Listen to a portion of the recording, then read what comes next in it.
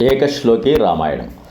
ఆదౌ రామతపోవనాదిగమనం హత్వా మృగం కాంచనం వైదేహీ హరణం జటాయుమరణం సుగ్రీవ సంభాషణం వాలీ నిగ్రహణం సముద్రతరణం లంకాపురీదాహనం పశ్చాద్రావణ కుంభకర్ణహననం హేతద్ధి రామాయణం అని రామాయణాన్ని ఒక శ్లోకంలో నిబంధించారు.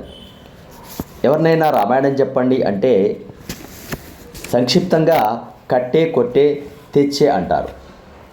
ఏమిటి కట్టారు, ఏం కొట్టారు, ఏం తెచ్చారని మనం అడిగితే రావణ్ణి కొట్టే, సీతను తెచ్చే, వారధి కట్టే అన్నట్లు చెబుతారు. ఈ శ్లోకంలో కూడా రామాయణాన్ని సంక్షిప్తంగా ముఖ్య ఘట్టాలు వివరిస్తూ ఇలా అంటారు.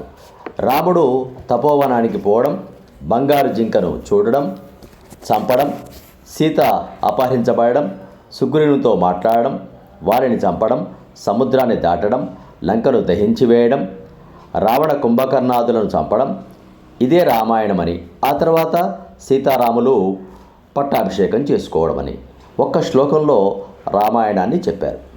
అంటే రామాయణ గాథనంతా కూడా ఒక్క శ్లోకంలో చెప్పడం ఆ రామాయణ సారాన్ని అందరూ తెలుసుకోవాలనే ఉద్దేశం కావచ్చు. ఈ శ్లోకాన్ని మరొక్కసారి వినండి. ఆదౌ రామ తపోవనాదిగమనం హత్వా మృగం కాంచనం వైదేహీ హరణం జటాయుమరణం సుగ్రీవ సంభాషణం వాలీ నిగ్రహణం సముద్రతరణం లంకాపురీదాహనం పశ్చాద్రావణ కుంభకర్ణహరణం హేతద్ధి రామాయణం.